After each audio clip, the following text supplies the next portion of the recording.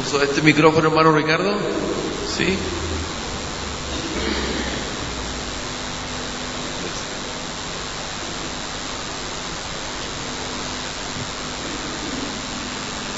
Hermano, no quiero tomar muchos minutos, pero estuve con los supervisores agradeciéndoles de todo corazón y a ustedes una vez más, lo he dicho ya muchas veces, pero lo vuelvo a decir de nuevo, gracias de todo corazón por la celebración de mi cumpleaños.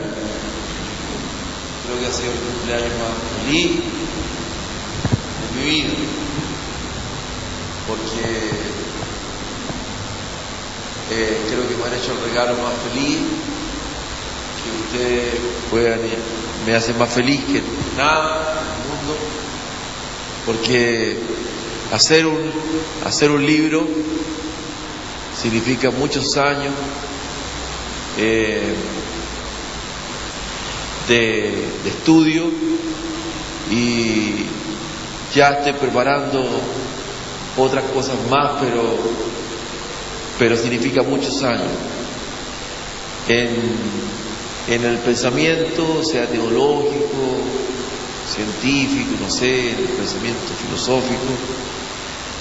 No solamente se requiere la inspiración que tiene el novelista muchas veces tiene muchas cosas en su corazón, la mitad, a veces el 40, 45% de su propia imaginación o de su propia vida.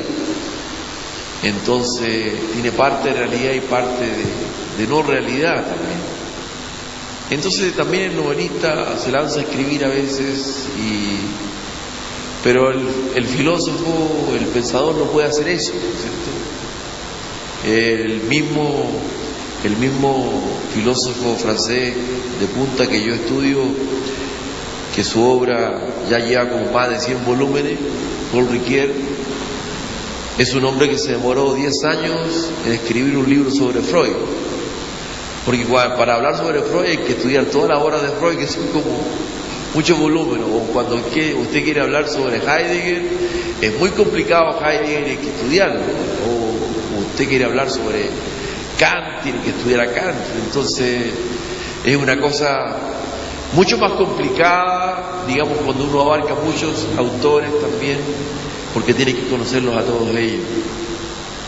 Así que estoy muy contento porque siento que parí un hijo, siento que como decía Borges, la felicidad está en las páginas de un libro, y siento, como les decía yo, que ustedes han sido parte de mis sueños, me han ayudado a realizar mis sueños, así que estoy agradecido de todo corazón de cada uno de ustedes, y bueno, de cada uno, de todo lo que se hizo aquí, porque no puedo decir 7, todos tuvieron realmente un 7, y yo creo que de los tiempos, bueno, yo creo que el grupo de los 5 cantantes superaron con creces a los tiempos cuando teníamos el coro con Suzuki, Isabel María, Esturillo, incluso a Viento Recio, creo que lo superaron.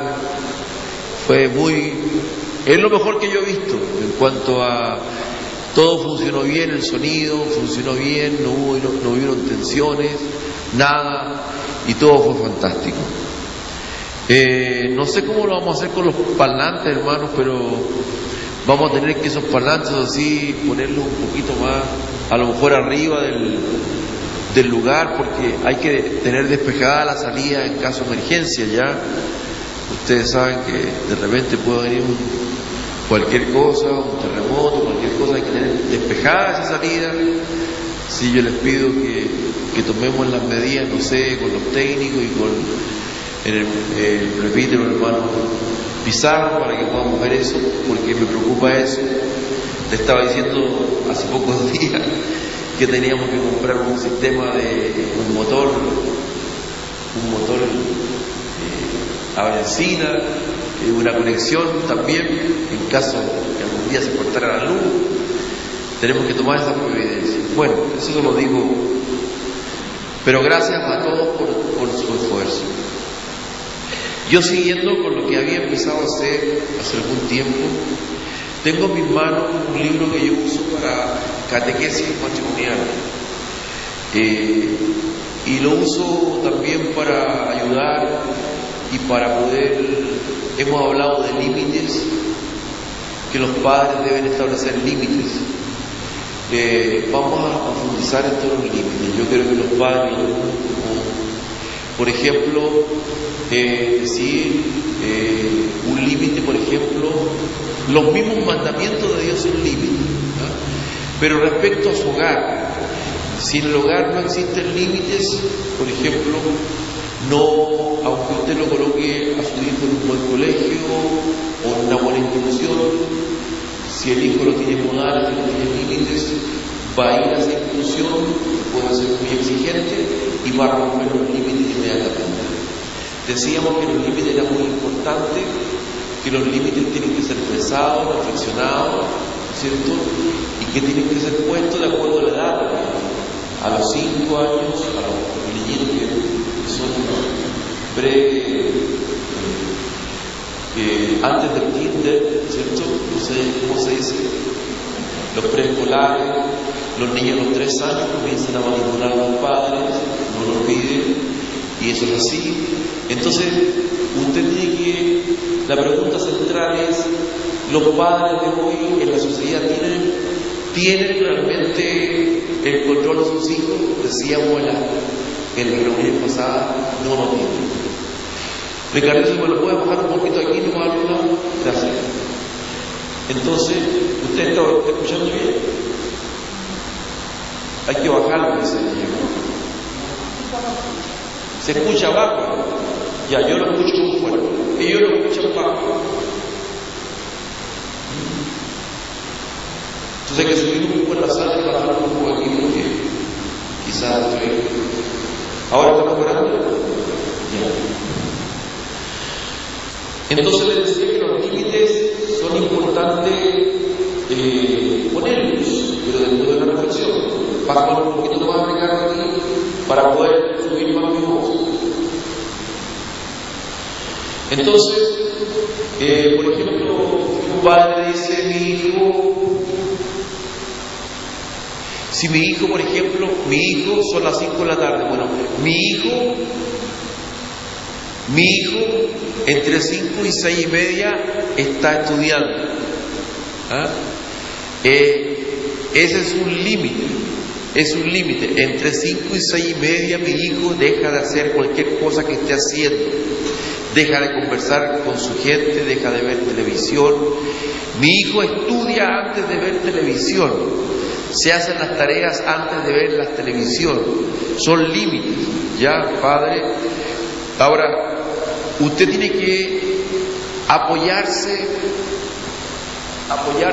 un poquito en todos los que le puedan dar consejos para esto. No, ahí parece que lo bajaste mucho, un poquito más arriba. Entonces, por ejemplo, un niño que llega a la casa y prende la televisión, decía a las 4:30 de la tarde, y prende la televisión y son las 20 horas, y llegan los padres del trabajo, le dicen: Pedrito, ¿cómo está mi hijito? ¿Qué es lo que ha hecho? Estoy viendo televisión, estoy viendo, no sé, Mampato, lo que sea, o los zombies raros. Mampato, yo estoy más viejo que el hilo negro, hermano. Ya, entonces está viendo pero no ha hecho las tareas. No ha hecho las tareas.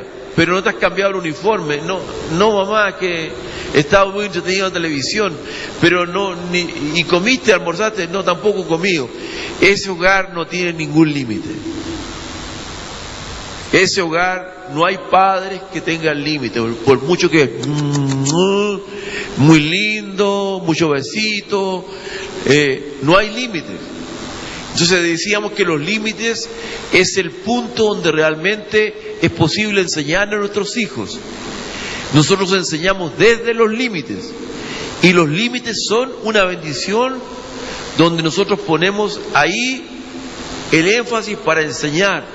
Entonces, si un niño tiene 12 años, ¿no es cierto?, y por ejemplo el día viernes se acuesta a las 4 de la mañana, difícilmente va a llegar a Jesús joven, ¿no es cierto?, a la hora requerida, a nueva generación a la hora requerida, o a estar dormido. ¿Por qué? Porque los padres no pusieron un límite adecuado. Por supuesto, el viernes distinto a los otros días, una hora, por así decirlo, aproximada para acostarse, ¿no es cierto? Otro límite, por ejemplo, podría decir, yo usaba la familia, recojo algunas de las cosas que ha hecho la familia Ferrada. Toda persona que llega a la casa, todo el mundo sale de las piezas. Todo el mundo sale de las piezas, todo el mundo baja al segundo piso y se establece con él una conversación. Se saluda y se establece una conversación en el living. Ese es un límite. ¿Ah? O sea, en mi casa no se permite que los hijos bajen, digan: hola tío Raúl, ¿cómo está? Y el tío Raúl le diga: ¿y qué de tu vida, hijo? ¿Cómo te va en el colegio? ¿Cómo están las notas? Bien. Esto que el otro. Y el cabro ya como que está mirando que quiere irse. ¿Me entiende? Quiere irse. Pero ¿sabe por qué quiere irse? Porque no sabe conversar. Ese es el tema. Y si no sabe conversar, no va a saber escribir. Y si no sabe conversar, no sabe escribir, no tiene toleración, no va a tolerar la frustración y va a ser un fracasado a los 30 años. Por mucho que se saque 7 en el colegio. Entonces las personas requieren desde niños aprender a conversar con los grandes. Así que de alguna forma hay que establecer límites y hay que ayudar a que las personas conversan. Porque si las personas conversan, desarrollan su imaginación. Pero si usted no tiene todas las horas frente a un televisor, entonces hermano, la imaginación no se le desarrollará.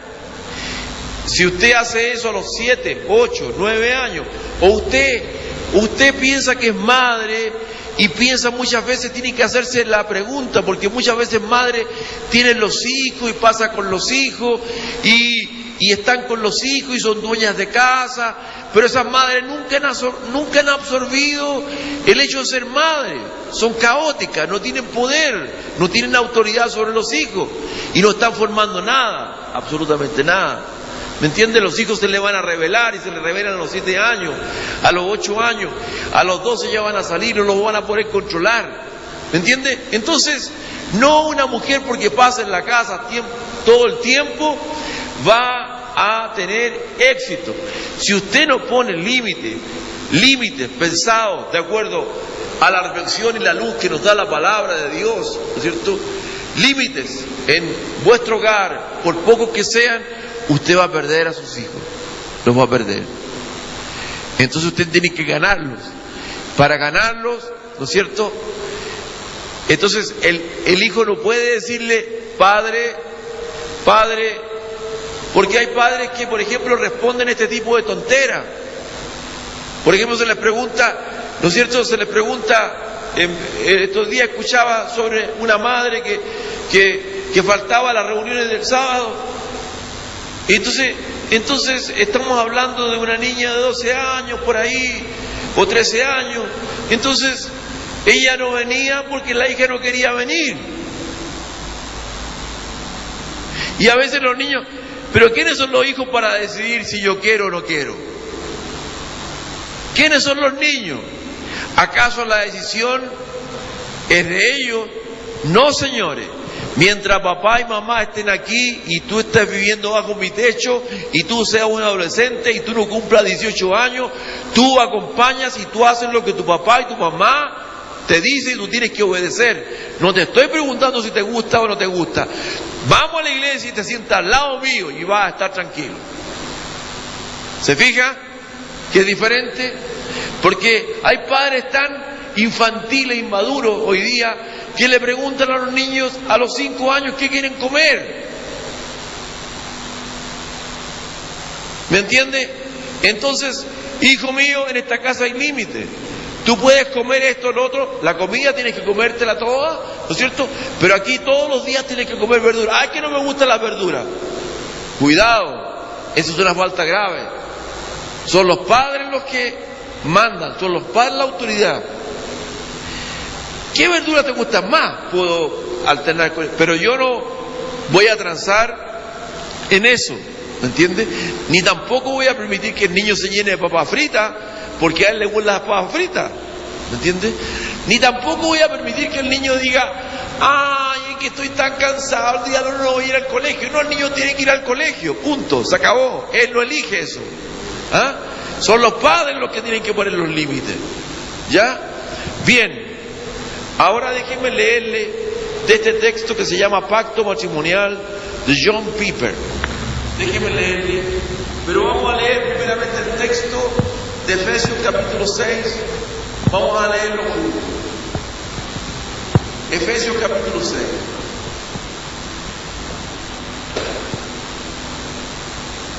Todos con sus textos abiertos.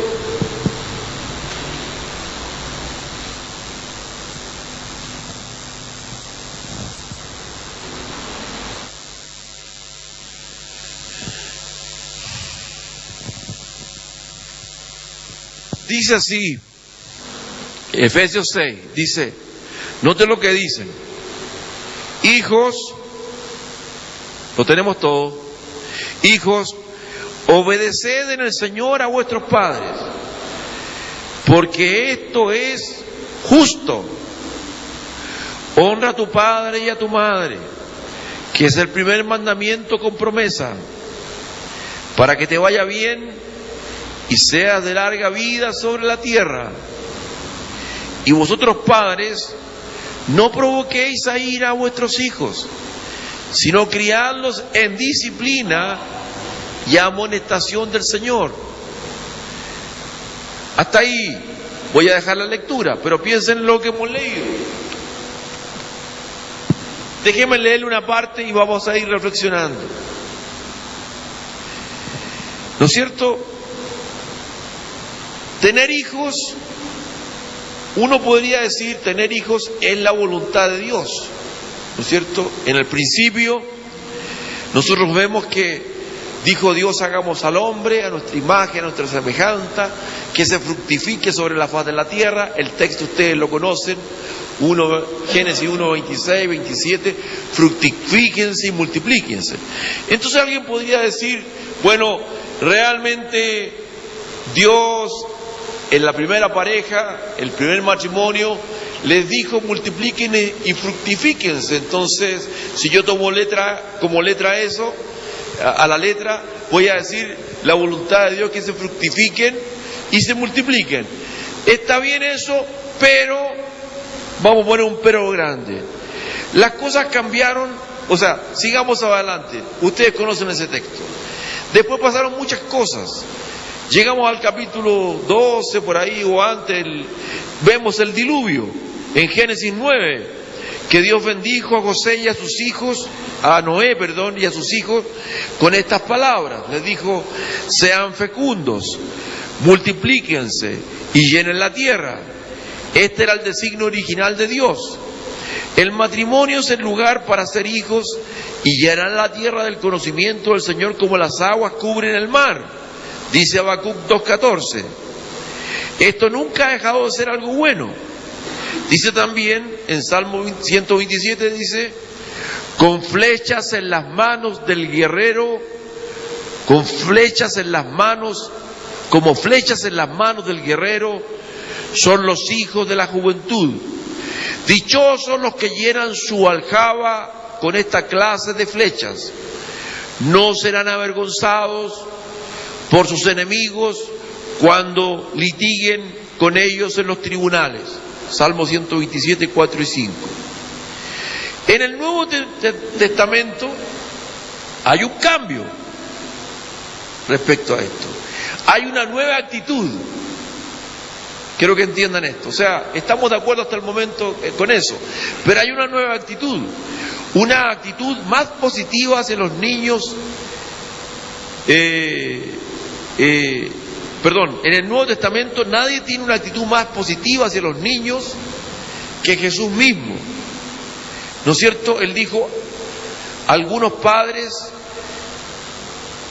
llevaron a sus niños a Jesús para que los tocara. y los bendijera. Pero los discípulos regañaron a los padres por molestarlo. Cuando Jesús vio lo que sucedía, se enojó con sus discípulos y les dijo: dejen que los niños vengan a mí, no los detengan, pues el reino de Dios pertenece a los que son como estos niños. Así que, hermanos amados, desde el principio a fin la Biblia asigna un valor enorme a tener, criar y bendecir a los hijos. En nuestra iglesia hay muchas familias, algunas tienen más hijos, otros tienen menos hijos, ¿no es cierto? Entonces, esto es un llamado magnífico. Dejemos este tema un poquito, pero quiero decirle esto, a la luz de todo lo que le he dicho, pareciera como que tener hijos es como, y criarlos y bendecirlos es todo. Pero noten el título de lo que le voy a decir, de lo que Piper dice. Dice, los hijos no es absoluto. Vamos a verlo ahora. Los hijos no es absoluto. Lo que queremos tratar ahora significa que si bien el matrimonio generalmente incluye dar a luz hijos, esto no es absoluto. En esta edad caída, entre paréntesis, vivimos en una edad con bastante iniquidad, y hoy día ser padre significa que tenemos que desarrollar toda una guerra espiritual por nuestros hijos, porque también tenemos que tener la noción de que estamos en una sociedad totalmente llena de iniquidad por todos lados. Entonces hay que dar una guerra espiritual por ello. Entonces, en esta sociedad desesperada, ¿no es cierto?, que necesita conocer al Redentor, la naturaleza por sí misma nos dicta cuándo engendrar, la naturaleza por sí misma no dicta cuándo engendrar hijos o si debemos engendrarlos, o sea, como era antes, ¿no es cierto? Los hijos venían y las mujeres fértiles tenían un hijo y después, frecuentemente, si era muy fértil, al otro año tenía otro hijo y al otro año tenía otro hijo. Había muchos hijos que se morían también, pero era fácil encontrar de repente gente con 10 hermanos, 12 hermanos, 15 hermanos, o sea, ¿por qué? Porque la naturaleza misma dictaba eso. Hoy día no es así. Entonces, hoy día hay varios problemas, o sea, hay control sobre eso, y también, ¿no es cierto?, dice aquí, hay una analogía entre la cuestión de la soltería y la cuestión de los hijos en el Nuevo Testamento. Ya Pablo lo dice. Dios dijo en Génesis 2:18, no es bueno que el hombre esté solo, voy a hacerle una ayuda adecuada. Por lo tanto, inicialmente parece que el matrimonio es siempre el camino a seguir. Luego Pablo, que no estaba casado, dice en 1 Corintios 7:7 y 26, dice, quisiera que todos fueran solteros, igual que yo, pero que cada uno tiene su don específico de Dios, uno de una clase y otro de otra. Debido a la crisis actual, pienso que es mejor que cada uno se quede como está. Así que hay diferentes dones y diferentes llamados. El matrimonio no es absoluto. Entonces, fíjense lo que dice Pablo, dice, quisiera que los hombres se quedaran solteros como yo. Entonces ya eso significa, es una palabra bastante revolucionaria con todo el Antiguo Testamento, que se entendía como que tener hijos era la voluntad de Dios y mientras más hijos tenía, más bendición de Dios. Entonces dice, esto es una cuestión, dice, ahora de dones. Cada uno tiene que descubrir estos dones y entender que el matrimonio no es absoluto, dice Piper. Dice, En Génesis 1:28 dice: sean fructíferos y multiplíquense, llenen la tierra y sométanla. Esto es normal, eso es bueno, pero no es absoluto, así como el matrimonio no es absoluto. Lo que sí es absoluto, hermano, y aquí llega el punto, lo que sí es absoluto, dice Piper, es buscar hijos espirituales, no hijos naturales. Eso es lo absoluto. ¿Me entienden? ¿Está claro? O sea, en el principio pareciera que la naturaleza era tener hijos, pero en el Nuevo Testamento, a la luz de lo que dice Jesús y a la luz de lo que dice San Pablo, realmente lo absoluto es buscar, el matrimonio no es absoluto, y lo que es absoluto es buscar hijos espirituales, no hijos naturales. El matrimonio no es absoluto para tener hijos, sino que es absolutamente para ser hijos seguidores de Jesús. Eso ya es lo que quiero recalcar. Lo voy a leer de nuevo. El matrimonio no es absolutamente para tener hijos, sino que es absolutamente para ser hijos seguidores de Jesús. Si uno considera ciertos pasajes, por ejemplo, veamos Marcos 10, se los voy a leer yo, ustedes escúchenlo, voy a ir lentito. Marcos 10, 29 al 30. Jesús dice: les aseguro que todo el que haya dejado casa, o hermanos, o hermanas, o madre, o padre, o hijos, o bienes, por mi causa y por la buena noticia, recibirá ahora a cambio 100 veces más el número de casas, hermanos, hermanas, madres, hijos y bienes, junto con persecución. Y en el mundo que vendrá, esta persona tendrá la vida eterna. Fíjese las palabras de Jesús, no son mis palabras. Aquí entonces Jesús está cambiando totalmente, ¿no es cierto? Cambia el absoluto de tener hijos biológicamente a tener cientos de hijos a través de la familia de Cristo y mediante la influencia espiritual. Entonces, podría incluir esto la adopción. Hay personas que no pueden tener hijos, pero pueden adoptar hijos. De hecho, ya hoy día es una prueba muy contundente en la psicología que los mejores padres son los que adoptan, porque quieren ser padres, porque se han preparado a ser padres, ¿ya? Y muchas veces cuando los hijos vienen en la juventud, vienen nomás, los disfrutamos, pero no nos hemos preparado para ser padres. Yo creo que hoy por hoy tenemos que estudiar un poquito también para ser buenos padres. Entonces, las personas que adoptan pasan por un proceso largo y un proceso de maduración en su vida, y además por un proceso con la psicóloga y con sociólogos y con gente que de alguna forma los preparan y son los mejores padres, porque quieren ser padres y además están preparados para ser padres. Bueno, entonces Jesucristo cambió con esto de Marcos 20 el concepto de absoluto de tener hijos sencillamente naturales, y lo cambia para que lo absoluto se entienda que son los hijos espirituales, ¿no es cierto? Y le decía yo que un ejemplo podría ser la adopción, podría incluir familias sustitutas, podría incluir hacer que su hogar sea un lugar para clubes bíblicos en el jardín, podría incluir la hospitalidad en un barrio donde su hogar sea el lugar favorito para todos los niños. Estoy leyendo a este gran John Piper, que es un libro actual de los últimos años, ¿no es cierto? Y un hombre connotado con muchos años de experiencia en estos temas. Entonces, dice, podría incluir la hospitalidad en un barrio desde su hogar, donde su hogar sea el lugar favorito para todos los niños.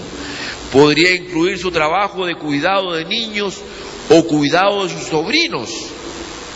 o la clase de escuela dominical donde enseñan.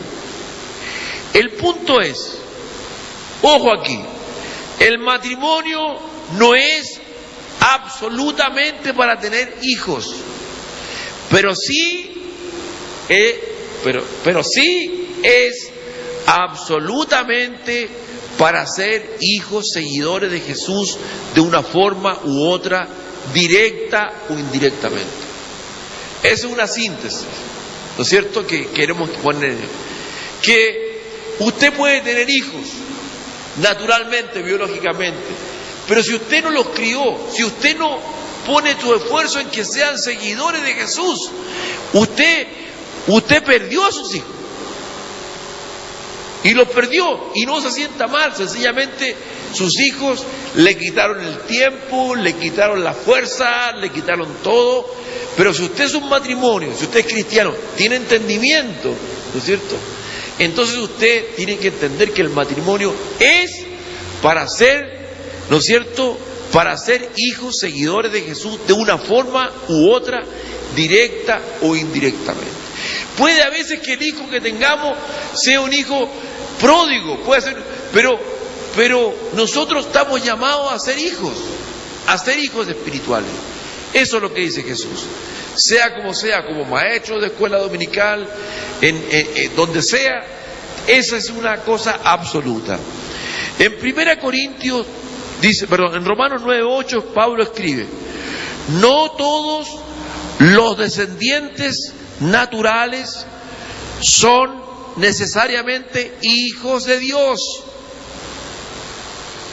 Voy a repetir esto porque tengo una versión más actualizada. Dice: no todos los descendientes naturales son necesariamente hijos de Dios. Solo los hijos de la promesa son considerados hijos delante de Dios. Pues esto es muy revolucionario. Por eso que me he escondido detrás de este texto. Ustedes pueden comprarlo, ¿no es cierto? Pero es a la luz de todo lo que la Biblia dice. Sería bueno que todos los matrimonios lo leyeran y lo estudiaran. Yo esto lo hago leer a los que se van a casar. Algunos lo leen más profundo, lo leen más menos profundo, ¿no es cierto?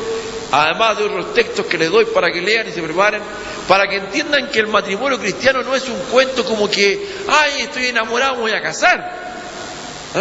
Ay, qué lindo vamos a tener hijos. No, no es ese cuento. Primero que todo porque yo soy responsable de la luz que tengo.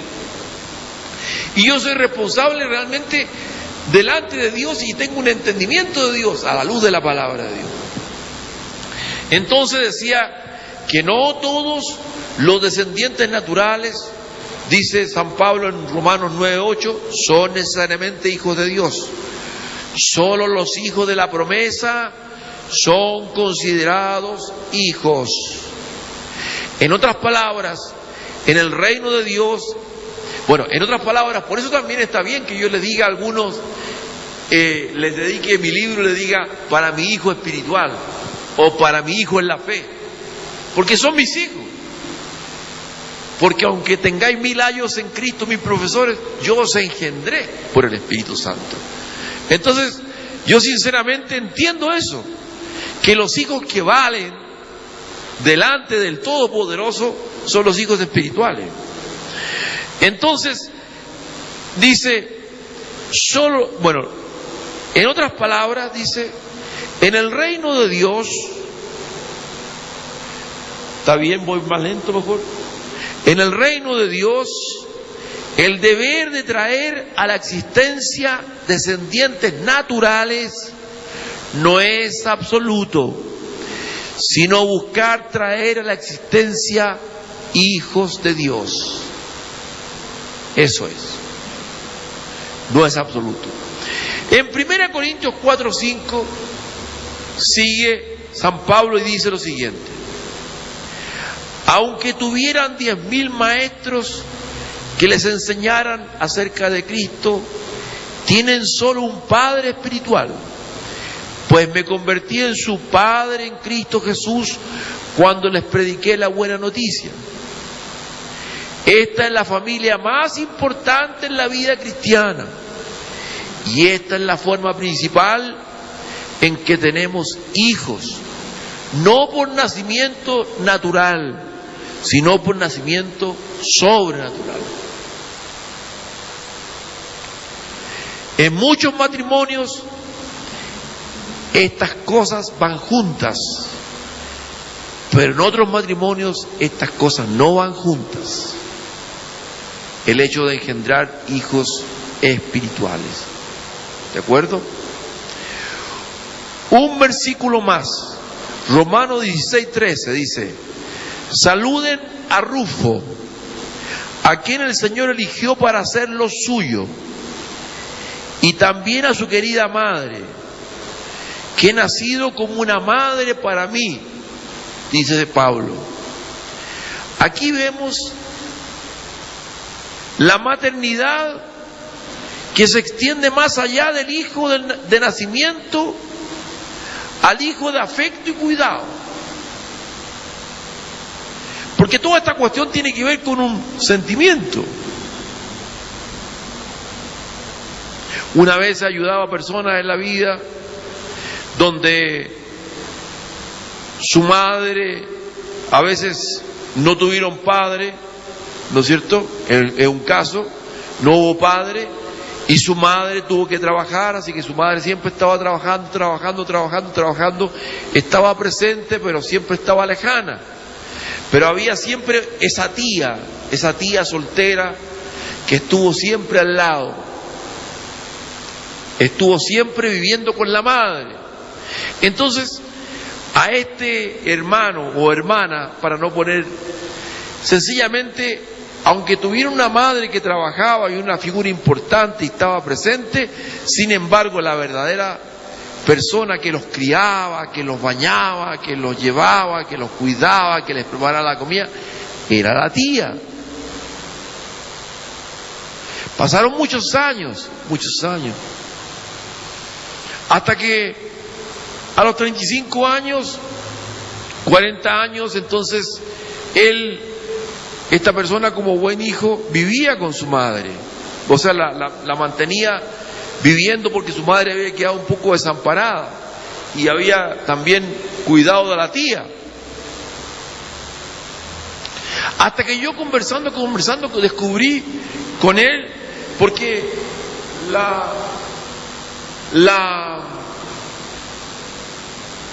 la tía se enfermó, vino el cáncer sobre ella,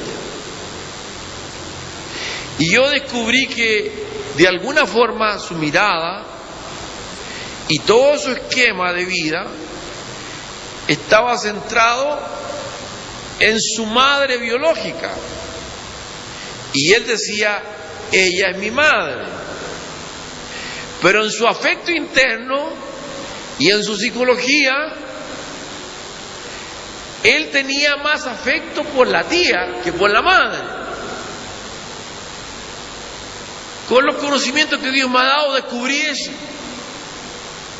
Entonces, la persona se enfermó y le dije, hermano, esto es lo que te pasa. Realmente tu madre es esta, tu tía,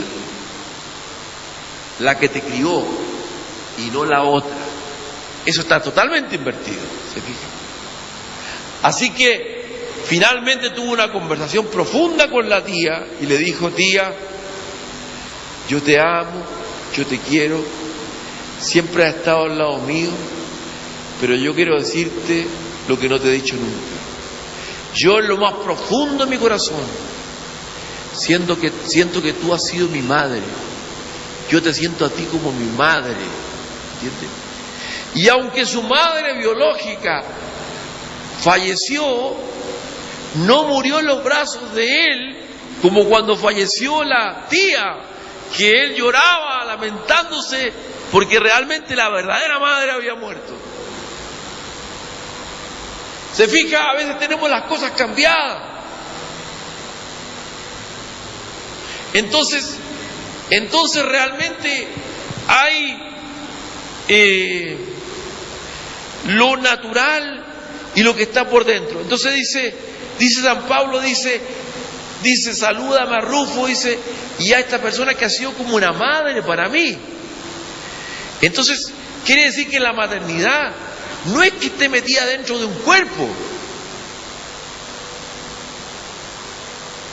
La maternidad puede estar en una tía, en alguien que crió.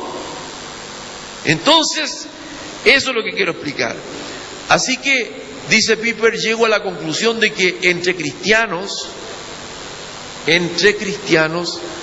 ser madres y padres por procreación es natural y bueno, e incluso glorioso cuando Cristo forma parte de ello, pero no es absoluto. Buscar traer a la existencia hijos espirituales es absoluto. El matrimonio es para ser hijos, sí, pero no absolutamente. El matrimonio es absoluto para ser hijos seguidores de Jesús. Hacer del matrimonio un lugar para ser discípulos. Ese es el próximo título que viene. No quiero alargarme, estoy terminando. Pero eso es lo que tenemos que construir nosotros. Que nuestro hogar sea un lugar que lo miremos de otra forma. El lugar especial para ser discípulos. Ahora, estas cosas que estoy diciendo yo, que de repente yo oro por la gente y la gente se sana, o yo le hablo a la gente y la gente escucha y la gente nace de nuevo, pero mis hijos, ¿no es cierto?, que tengo yo es un pródigo y la otra es una pródiga, esto que el otro, en fin, hermano, eso va a llevar a que ustedes vivan una culpabilidad completa.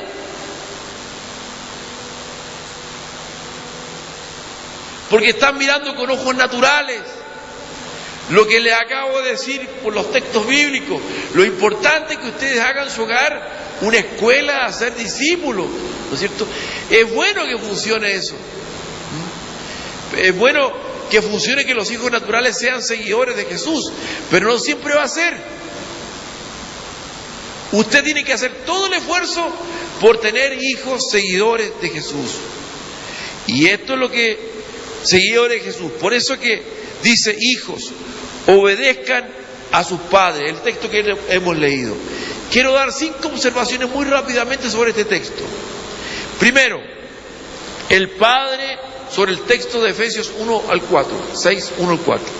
El padre tiene una responsabilidad principal en criar a los hijos en la disciplina y la instrucción del Señor.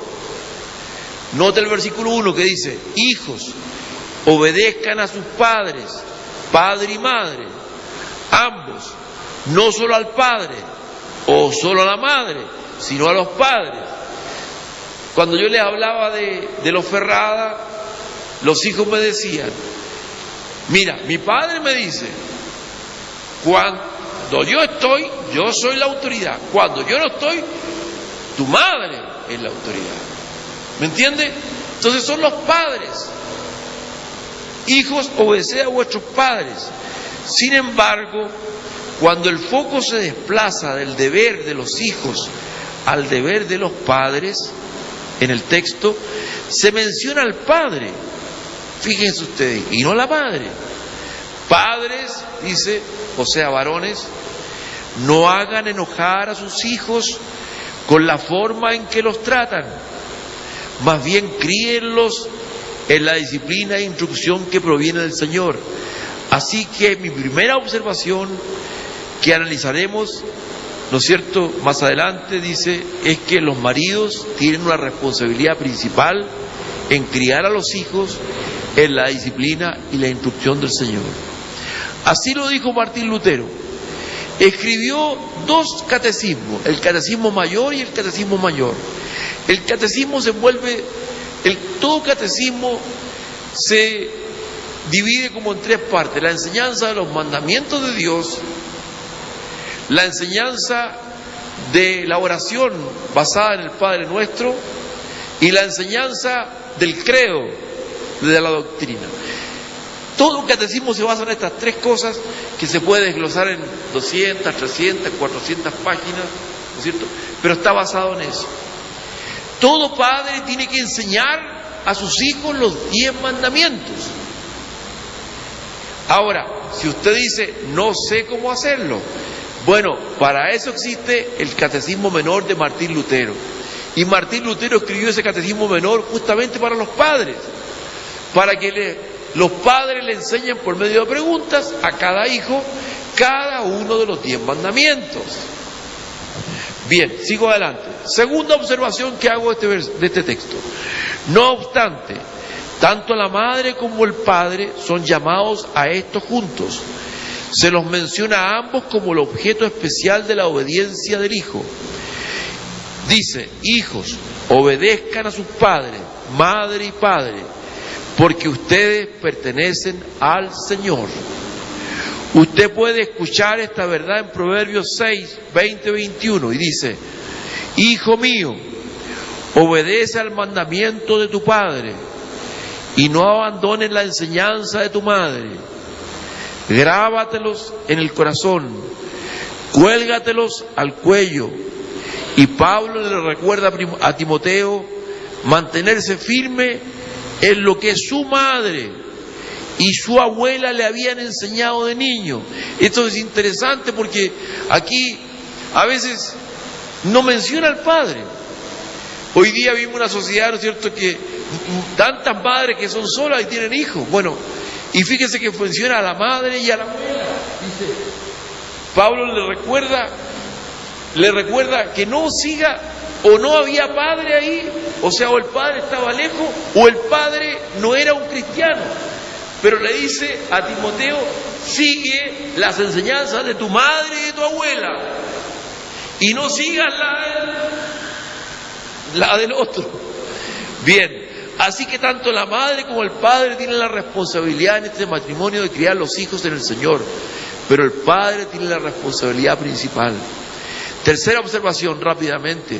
Es importante que la madre y el padre estén unidos en este esfuerzo. No siempre es posible, porque a veces uno de los cónyuges no es creyente o es un creyente a medias. ¿Me entiende? Tienen que estar unidos en esto.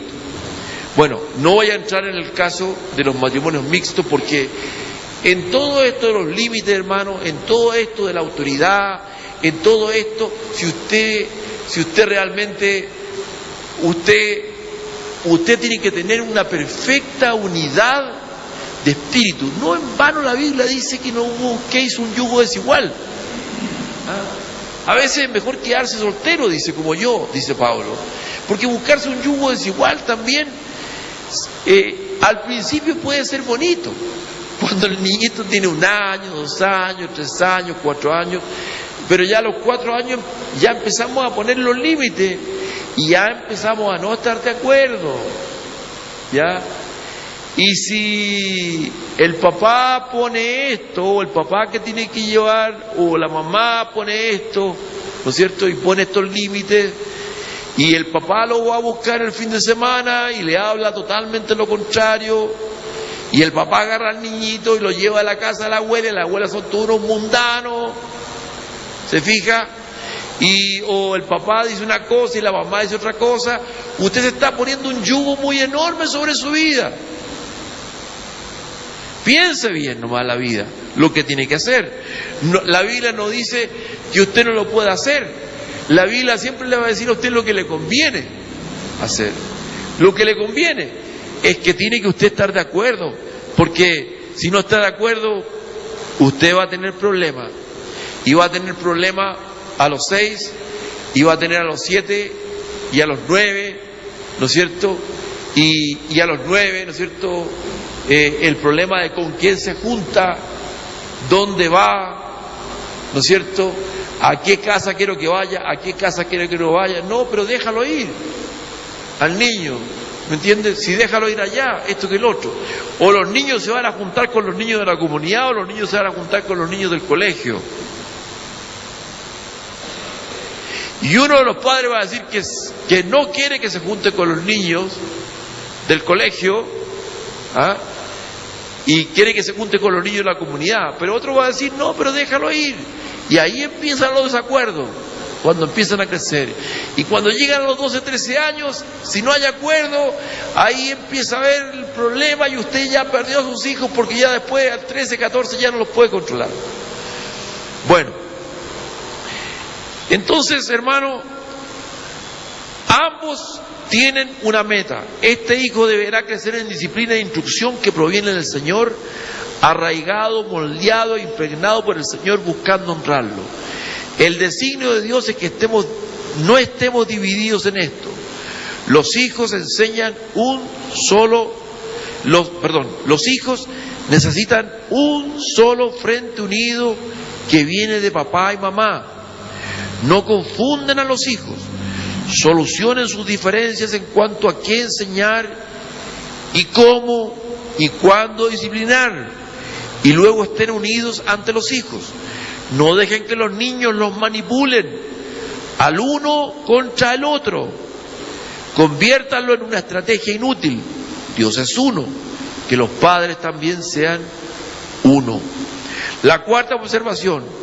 La tarea más fundamental de una madre y un padre es mostrar a sus hijos quién es Dios. No lo olviden.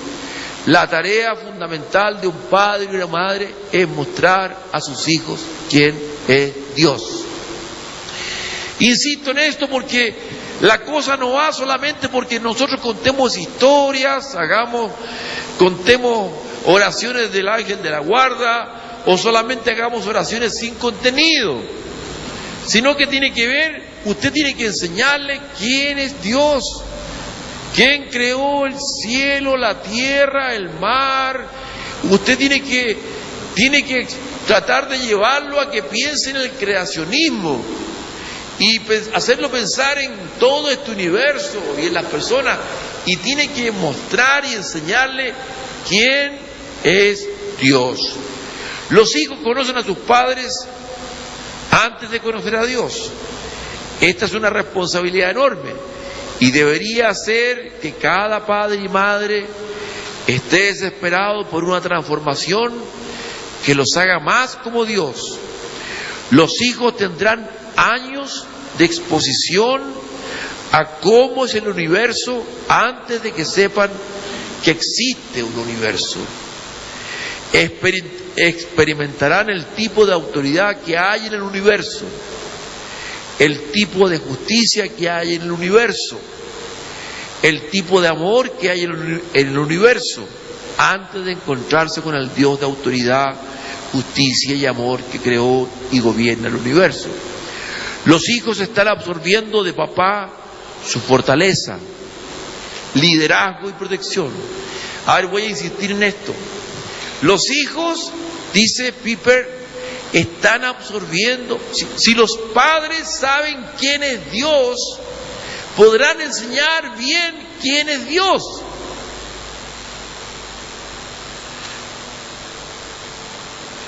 Los hijos, dice el autor, están absorbiendo de papá su fortaleza, liderazgo, protección, justicia y amor. Voy a quedarme aquí. Absorben ellos la fortaleza suya. Si usted es un flojo que se queda en la casa y que abiertamente transgrede el mandamiento y no sirve al Señor y no guarda el día del Señor, eso lo absorbe su hijo y usted no tendrá autoridad sobre él. Porque no solamente absorben lo que usted le dice, absorben toda su persona. Por eso que repito, los hijos están absorbiendo de papá su fortaleza, su liderazgo, su protección, justicia y amor.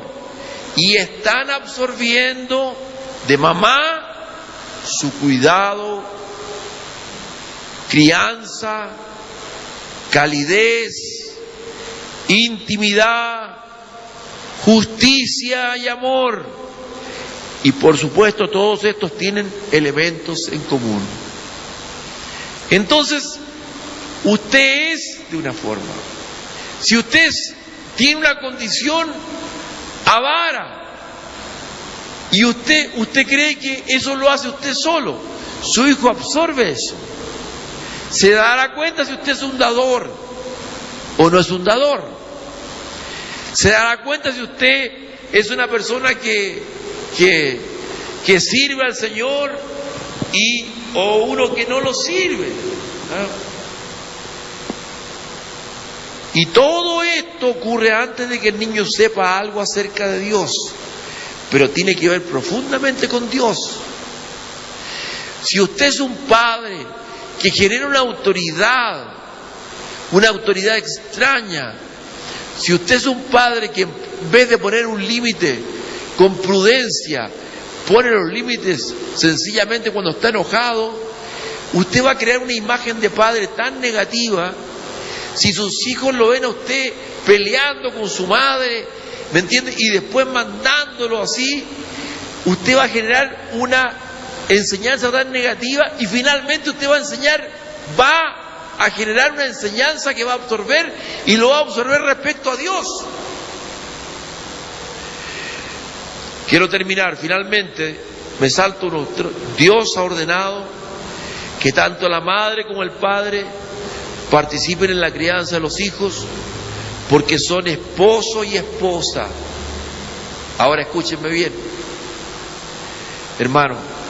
Dios ha ordenado que tanto la madre como el padre participen de la crianza de los hijos, porque son esposo y esposo antes de ser padre y madre.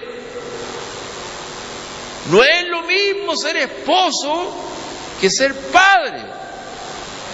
Es una concepción espiritual que Pablo lo explica, dice. Y lo que son como esposo y esposa es donde Dios quiere que se encuentren sus hijos. Como esposo y esposa son una representación del amor fiel al pacto entre Cristo y la Iglesia. Allí es donde Dios quiere que se encuentren sus hijos. Su designio es que los hijos crezcan observando a Cristo, amar a la Iglesia y observando a la Iglesia, deleitarse en seguir a Cristo. Su designio es que la belleza, fortaleza y sabiduría de esta relación de pacto sean absorbidas por los hijos desde el momento en que nacen. Hasta ahí. Entonces, por eso que dice, maridos, amad a vuestras mujeres, ¿no es cierto? Marido, dice, no es lo mismo ser marido que ser esposo, porque la palabra esposo es a la luz de cómo Jesucristo trata a la iglesia y cómo la iglesia trata a Jesucristo. Entonces no son la misma cosa, ser padre y ser esposo. Hay gente que va a ir a los altares y creen que solamente porque se les da una bendición ellos no tienen la luz del Evangelio, y piensan porque reciben las bendiciones y reciben el rito, ¿no es cierto? Ellos necesariamente son esposo y esposa. No es así. No es así. El ser esposo y esposo es una bendición espiritual profunda. Es una cosa mística, ¿no es cierto? Y usted, marido, mujer, tienen que ser esposo y esposa a la luz de Cristo y la iglesia. Hasta aquí nomás, oremos, hermanos, puestos en pie.